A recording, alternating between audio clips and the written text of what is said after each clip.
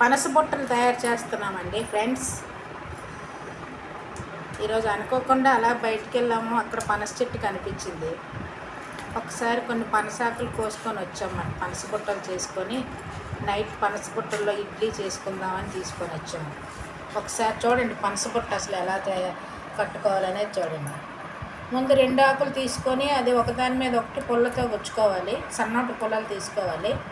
తర్వాత ఇంకో 2 ఆకులు కూడా అలాగే చేసి 4 ఒక పువ్వులాగా వచ్చే ఆకారంలాగా చేసుకొని తర్వాత అవి జాగ్రత్తగా పైకి ఫోల్డ్ చేసుకుంటూ టూత్పిక్ కానీ సన్నంగా ఉండే పుల్లలతో కానీ ఇలా గుచ్చుకుంటూ ఇలాగ రౌండప్ చేసుకోవాలి.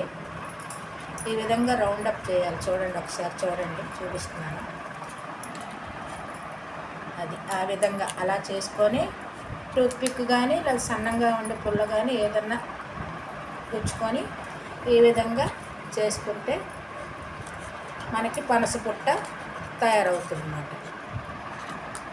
తర్వాత మనం ఆ పనస బుట్టలోని మనకి ఇడ్లీకి కావాల్సిన రుబ్బుని మనం అందులో వేసుకొని ఆవిరి పెట్టి ఆ ఇడ్లీ తయారు చేసుకుంటే పనస బుట్టల ఇడ్లీ తయారవుతుంది. ఇది రుచిగా ఉంటుంది, మనకి ఆరోగ్యానికి కూడా చాలా మంచిది.